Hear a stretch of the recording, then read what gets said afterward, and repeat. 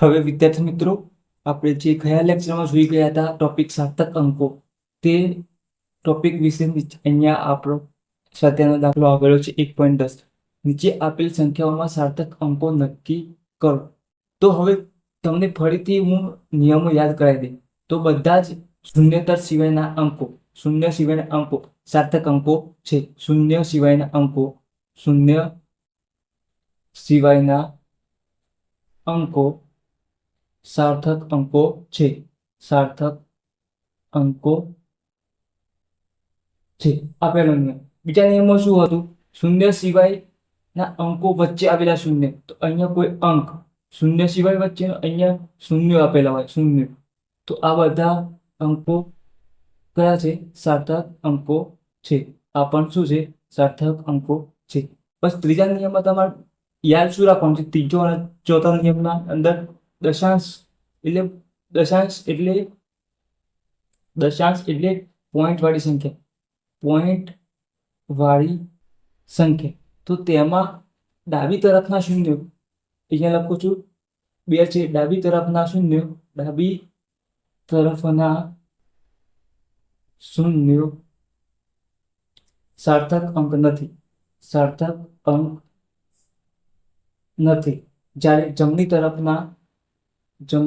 તરફના શૂન્યો સાર્થક અંક છે.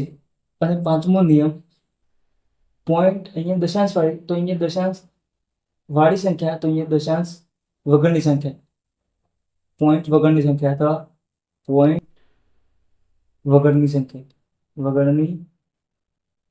સંખ્યા, આ 5 નિયમો છે. તો અહીંયા શું છે? જમણી તરફના શૂન્યો સાર્થક અંકો નથી. જમણી તરફના પોઈન્ટ વગરની સંખ્યામાં જમણી તરફના શૂન્યો સાર્થક અંક નથી, સાર્થક અંક નથી. બસ આ જ નિયમો છે. તો અહીંયા જુઓ, આપણે ABCDEF, તો અહીંયા તમને 6 એક્ઝામ્પલ આપેલા છે A થી F સુધીના સાર્થક અંકો નક્કી કરવા માટે. તો અહીંયા જુઓ, 0 point, 2 point, 0 point, 6 point, 6 point, 0 point. તો અહીંયા બધી સંખ્યા કઈ આપેલી છે? પોઈન્ટ વાળી આપેલી છે. તો આપણે કયા નિયમો લાગુ પડશે? 3 અને 4, પોઈન્ટ વાળી સંખ્યા. તો તમારે શું છે? ડાબી તરફના શૂન્ય સાર્થક અંકો ગણાતા નથી. ડાબી તરફના શૂન્ય નહીં ગણાતા, પણ શૂન્ય સિવાયની સંખ્યા આપેલી હોય તો પોઈન્ટ પહેલા શૂન્ય આપેલો તો ના ગણાય. તો પણ અહીંયા પોઈન્ટ પહેલા તો 2 આપેલા છે, તો ગણવાના. અહીંયા જમણી તરફના અંકો સાર્થક અંક છે. જમણી તરફના જે શૂન્ય આપેલા હોય, અહીંયા શૂન્ય આપેલા છે, તો સાર્થક અંકો ગણવા. તો અહીંયા જુઓ, હવે અહીંયા આ 0.007 મીટર સ્ક્વેરમાં તમારે સાર્થક અંકો કેટલા થશે? તમે અહીંયા નિયમો જોઈને પહેલા ટ્રાય કરો અને વિચારી લો કે આટલા સાર્થક અંકો આવશે, પછી હું તમને જવાબ કહી દઉં. તો વિડીયોને પોઝ કરીને લખી લો પહેલા જવાબ તમારો, અને પછી મારા જવાબ સાથે મેચ કરો. તો અહીંયા જુઓ, ડાબી તરફના શૂન્યો સાર્થક અંકો નથી. તો શૂન્યતર સિવાયના ડાબી તરફના અંકો સાર્થક અંકો નથી, તો આ ગણવા નહીં. તો જવાબ કેટલો આવશે? ફક્ત 1 સાર્થક અંક. બરાબર. હવે અહીંયા ડાબી તરફના શૂન્ય, અહીંયા તો શૂન્ય જ નથી, પણ આ જે ઘાતવાળા શૂન્ય છે તે ગણવા નહીં. અહીંયા જ્યારે ઘાતવાળો આવે તો જવાબ તમારે ગણવાના નહીં સાર્થક અંકમાં. કેટલા છે? 2.64. તો અહીંયા તમારે સાર્થક અંકો કેટલા આવશે? 3. અને કયા પૂછે? તો 2, 6, 4. તો અહીંયા પૂછે તો ફક્ત 7. અને હવે અહીંયા 0.2370. તો ડાબી તરફના શૂન્ય ગણવાના નહીં, તો આ ગણવાના નથી. તો જમણી તરફના આ શૂન્ય ગણવાના છે, તો 2370. તો કેટલા સાર્થક અંકો છે? 4. તમારે લખી દેવાના 2, 3, 7, 0. ત્યાર પછી 6.320 જમણી તરફના ગણવાના છે. તો અહીંયા પણ કેટલા સાર્થક અંકો છે? 4. એ 6.032. તો અહીંયા વચ્ચે 0 છે, તો ગણવાનો છે. તો અહીંયા પણ કેટલા અંકો છે? સાર્થક અંકો 4. હવે ડાબી તરફના ગણવાના નથી, તો આ ગણવાના નથી. તો કેટલા છે? 60.32. તો અહીંયા પણ કેટલા સાર્થક અંકો છે? 4. તો દરેકમાં છેલ્લા 4 એક્ઝામ્પલમાં સાર્થક અંકો 4 જ છે. પહેલામાં 3 અને પહેલામાં 1 અને બીજામાં 3. તો આ નિયમ ફરીથી મેં તમને રિવિઝન કરાવી દીધેલું છે સાર્થક અંકો. તો એકદમ ઇઝી ટોપિક છે. ફક્ત તમારે શું યાદ રાખવાનું છે? શૂન્ય સિવાયના બધા અંકો સાર્થક અંકો છે. બે અંક આપેલા અને વચ્ચે શૂન્ય આપેલો હોય, આ બે અંક આપેલા છે શૂન્ય તો સિવાય વચ્ચે 0 આપેલો હોય, આ પણ 0 હોય તો પણ સાર્થક અંકો ગણવાના હોય છે. ત્રીજા નિયમમાં તમારે ફક્ત શું યાદ રાખવાનું છે? પોઈન્ટ વાળી સંખ્યા. પોઈન્ટ વાળી સંખ્યા હોય તો ડાબી તરફના શૂન્ય સાર્થક અંકો નથી, જમણી તરફના સાર્થક અંકો છે. બસ પોઈન્ટ વગરની સંખ્યાના અંદર જમણી તરફના અંકો સાર્થક અંકો નથી. આ રીતના એક્ઝામ્પલ પણ આપણે જોયું હતું. તો આ ગણતા નથી તો અહીંયા પણ સાર્થક અંકો કેટલા? 3. તો અહીંયા 123, અહીંયા 4 0 આપેલા તો પણ આ સાર્થક અંકો નથી. તો જવાબ કેટલો આવશે? 123. 3 સાર્થક અંકો જ આવશે. તો આ એકદમ ઇઝી રીતે તમારે યાદ રાખવાના છે. બે નિયમો જુડકું બનાવી દે, પછી બે નિયમોનું જુડકું બનાવી દે અને એક છેલ્લો નિયમ. આ બે નિયમોમાં પોઈન્ટ વાળી સંખ્યા અને પાંચમા નિયમમાં પોઈન્ટ વગરની સંખ્યા, એ બે નિયમો યાદ રાખી દો, એકદમ ઇઝી રીતે યાદ રહી જશે. હવે આપણે સાર્થક અંકવાળા ચેપ્ટરમાં જોઈ ગયા હતા ભાગાકાર અને ગુણાકારના નિયમમાં. તો અહીંયા કોઈ સંખ્યા આપેલી હતી, અહીંયા કોઈ સંખ્યા આપેલી હોય જેમાં લઘુત્તમ સાર્થક અંકો હોય તો જવાબમાં તે લઘુત્તમ અંકો વાળો જવાબ હોવો જોઈએ. એ આપણો નિયમ હતો ગુણાકાર ભાગાકારમાં. તો આ પણ એ જ છે. તો ઉદાહરણ 1.1 કોઈ ઘનની બધી જ બાજુનું માપેલ મૂલ્ય કેટલું છે?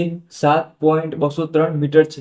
યોગ્ય સાર્થક અંક અહીંયા જુઓ, યોગ્ય સાર્થક અંક એટલે કે આપણે જે ગુણાકારના ભાગાકારમાં જોયા હતા તો તેમાં જે લઘુત્તમ હોય સાર્થક અંક તો જવાબ પણ લઘુત્તમ સાર્થક અંકમાં આવવો જોઈએ. તો અંક સુધી ઘનનું મૂલ્ય અથવા કુલ પૃષ્ઠ, અહીંયા જો ઘનનું કુલ પૃષ્ઠ શોધવાનું છે અને કદ પણ શોધવાનું છે.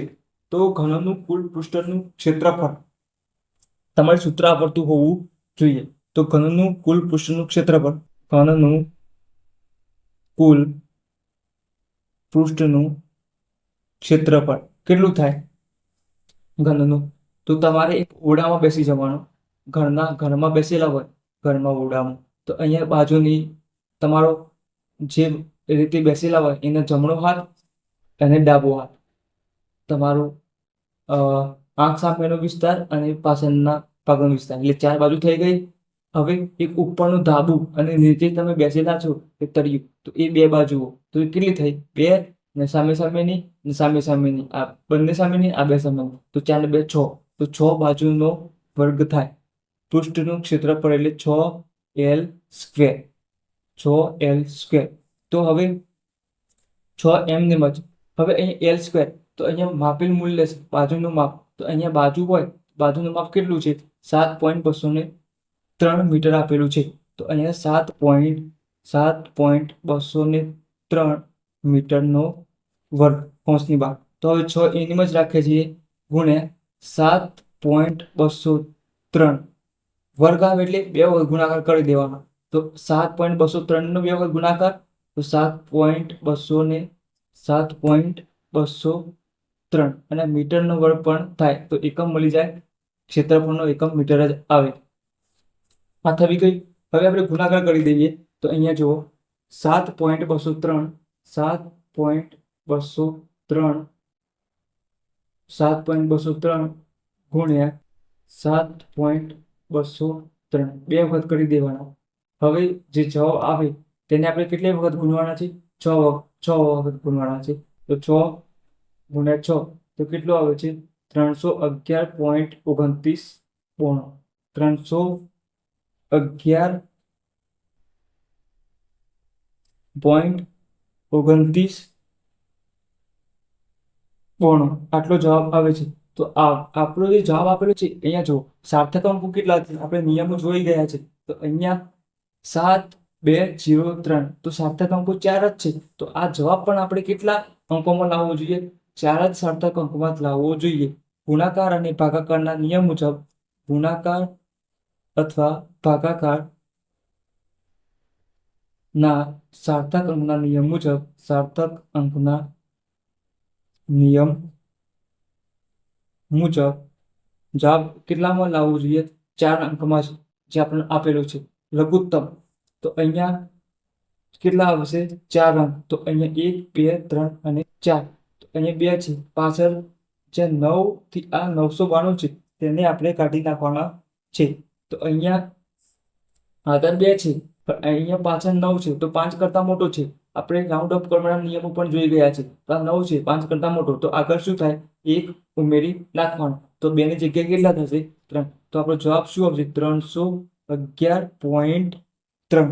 અહીંયા એકમ મીટર સ્ક્વેર છે, તો આપણે મીટર સ્ક્વેર પણ લખી દઈશું. જવાબ આવી ગયો 4 સાર્થક અંકમાં લઘુત્તમ સાર્થક અંક. બીજું કોઈ સંખ્યા આપેલી નથી એટલે અહીંયા એક જ સંખ્યા છે. અહીંયા એક જ સાર્થક અંક, અહીંયા જેટલા સાર્થક અંક હોય તેટલા જ અહીંયા જવાબમાં લાવવાનું. હવે કદનું સૂત્ર શું છે? કદનું સૂત્ર છે ઘનનું કદ, તો લંબાઈનો ઘન. તો લંબાઈ કેટલી આપેલી છે આપણને? અથવા લંબાઈનો ઘન. લંબાઈ કેટલી આપેલી છે?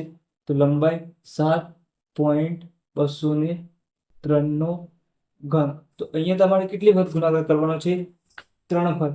તો 7.203 ગુણ્યા 7.203 ગુણ્યા 7.203. 3 વખત ગુણાકાર કરશું, જવાબ કેટલો આવશે? 373.7147. તો હવે પણ આ પણ જવાબ કેટલા અંકોમાં લાવવાનો છે? 4 સાર્થક અંકોમાં જવાબ લાવવાનો છે.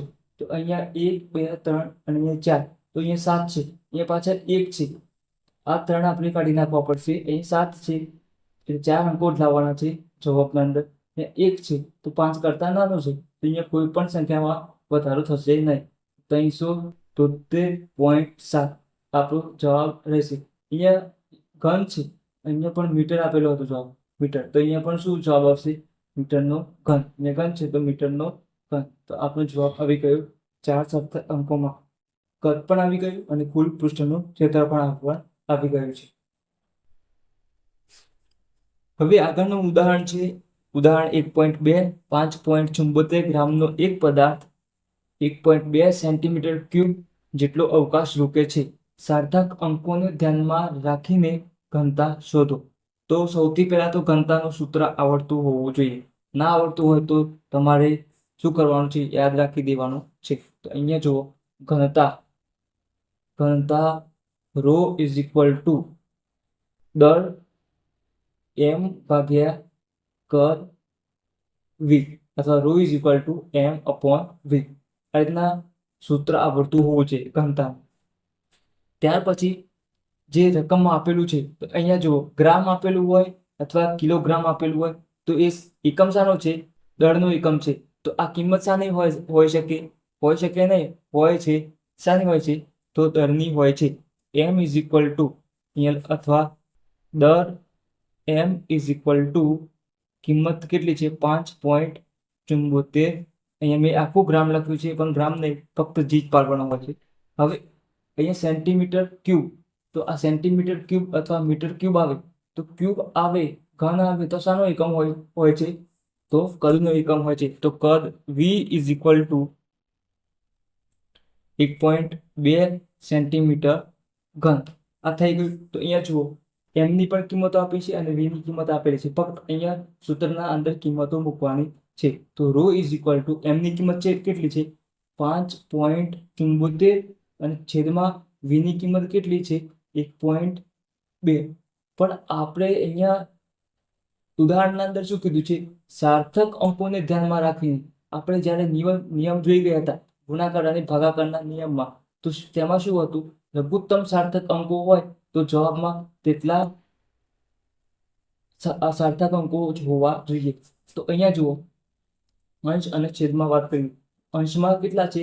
3 સાર્થક અંકો છે, 5, 7, 4. અને છેદમાં કેટલા છે? 1 અને 2. તો અહીંયા જુઓ, સાર્થક અંકો લઘુત્તમ એટલે ઓછા શામાં છે? છેદમાં છે. એટલે 2 સાર્થક અંકો છે. અહીંયા ઉપર 3 છે. તો આપણો જવાબ કેટલા સાર્થક અંકમાં હોવો જોઈએ? તો 2 સાર્થક અંકમાં જવાબ હોવો જોઈએ. તો સૌથી પહેલા આપણે 5.74 ભાગ્યા 1.2 કરી જોઈએ. તો 5.74 ભાગ્યા 1.2. તો જવાબ કેટલો આવે છે?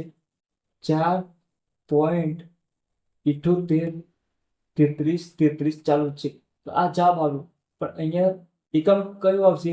તો અહીંયા ગ્રામ હતો ઉપર અને નીચે કેટલો છે? Centimetre cube. આ એકમ આવશે. તો હવે આપણો જવાબ 2 જ સાર્થક અંકો હોવો જોઈએ. તો અહીંયા 4, 1 અને 7, 2 સાર્થક અંકો થઈ ગયા. તો 4.7. પણ આગળની પાછળની જે સંખ્યા છે 833, તો 8 જે છે 7 પછી, તો 5 કરતા મોટા છે. તો આપણે આગળ શું કરશું, એક વધારી દઈશું, તો જવાબ કેટલો બનશે? 4.8 ગ્રામ સેન્ટીમીટર ક્યુબ. તો અહીંયા આપણે આજે 3, એક સ્વાધ્યાયનો દાખલો અને ઉદાહરણ 1 અને 1.2 જોયા, જે સાર્થક અંક ટોપિક પર જ છે.